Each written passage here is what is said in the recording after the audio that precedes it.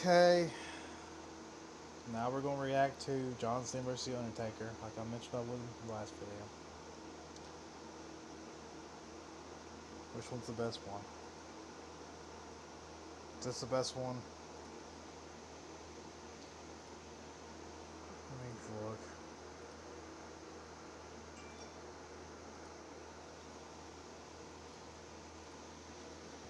This one's probably the best one. God, that audio terrible.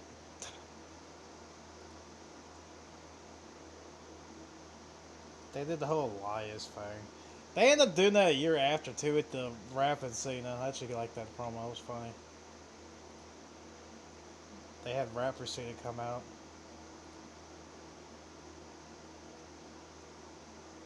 Let's skip to the. They had John Cena in the crowd trying to like pretend like he was gonna have a match or just going for the storyline, I guess.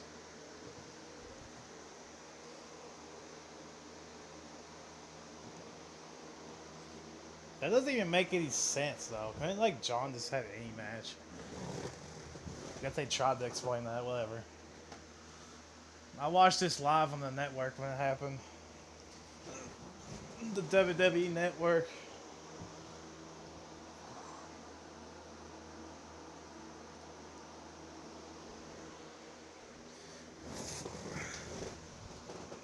Oh God.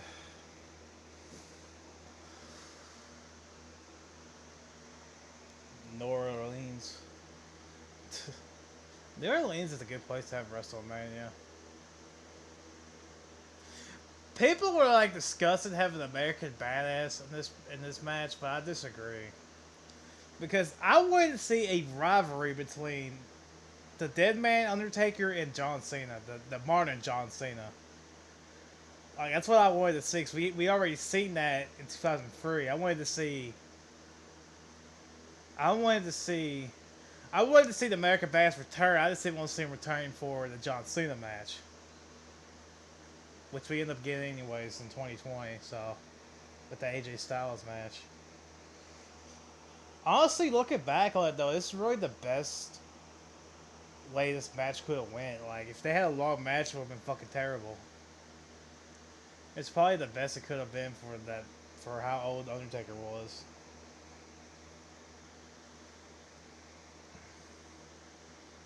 It's really like the best version of this match could have been, honestly, when you really look at it.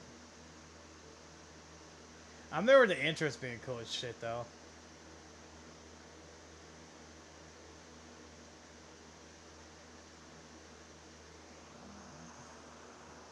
He probably should have retired after this match. That probably would have been a good idea. I don't know. Undertaker literally went till he couldn't go no more.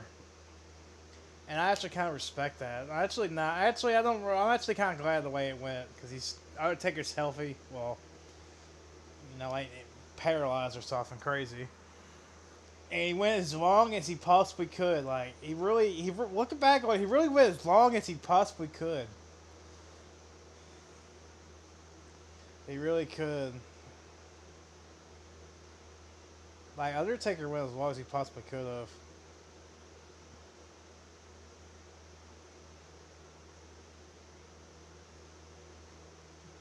I love this entrance.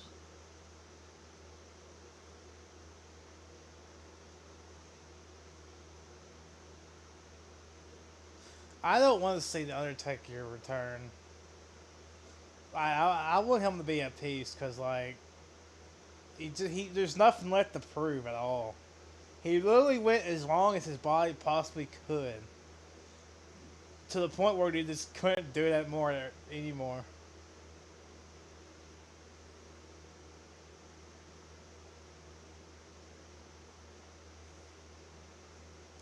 One thing about this WrestleMania, I remember when they had like Oscar lose just because it was at New Orleans. That shit was so stupid.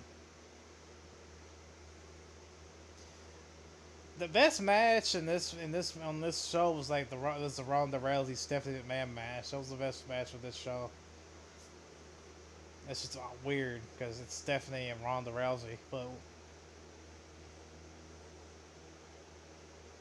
Stephanie's probably a better wrestler than people give her credit for. That's probably why.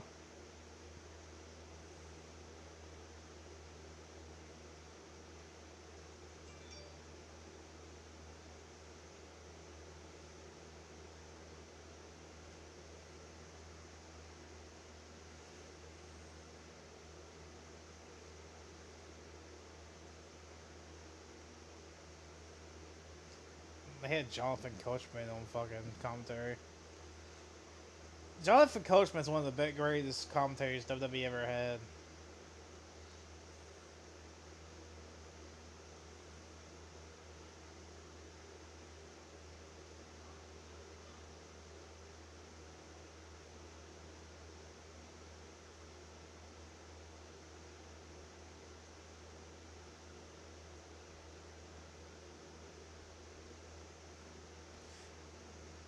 That was the best like farewell he could have did, but after that he returned.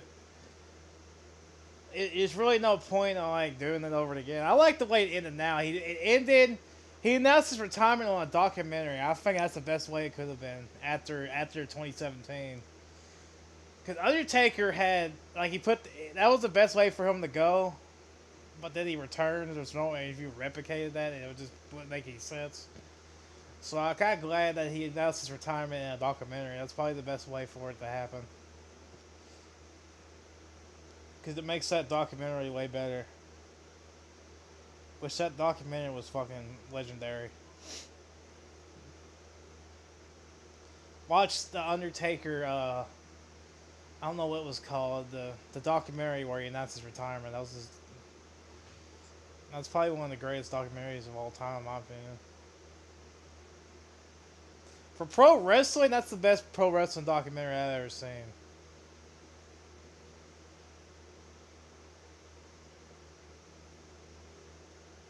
The Chris Benoit documentary was good, even though it was like dark and obviously it was dark because what happened, but they explained it to a T. I like the Dark Side of the Ring because for the Chris Benoit episode, that's the episode of the Dark Side of the Ring I like. Well, I'm getting off topic because they didn't try to fucking glorify the man like everybody else does. They Undertaker's throwing haymaker. The fucking man. God damn it.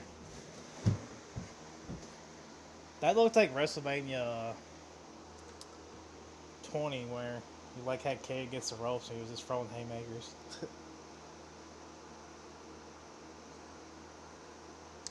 We find it. These WWE matches probably gonna be hard to find because like we'll start with this one then. Oh, yeah, it looked like WrestleMania 20 where he threw haymakers in the corner and he's like went after the referee.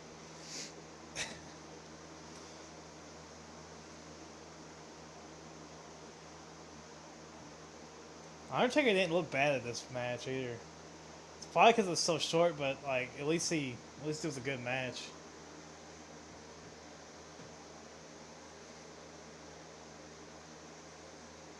I think Undertaker had like go for like some training like cycle for this, like some really gruesome training. I don't know which match that was before he did.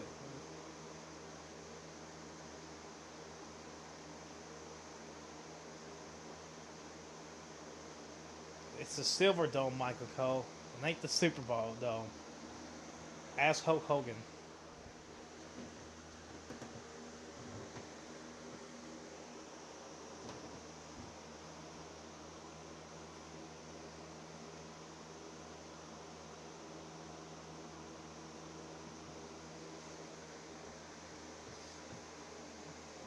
Go for Snake Eyes. Big boot.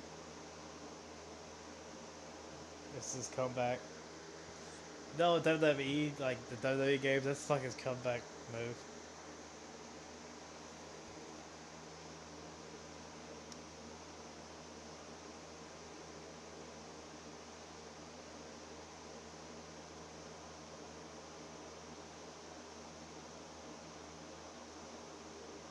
Five knuckle shuffle.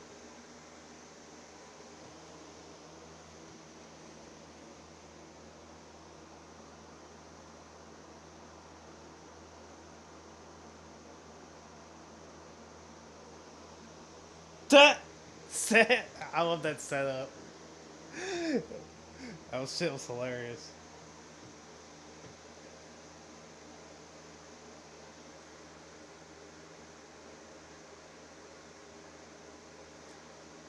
What got on my nerves after this match though is where they had Undertaker bury Rusev. Not bury, but you know, Rusev should have got a win over Taker. That was fucking ridiculous. Fucking Undertaker at the prove. It's so stupid. Going for the cover. 1, 2, 3. And it's over. I'm glad we got the, I'm actually kind of not changed my mind. That's probably the best way that match could have been, honestly. I just wish we could have got promos between Undertaker and Cena though, but it's whatever. That's my only complaint about it, is that we never got promos between Taker and Cena.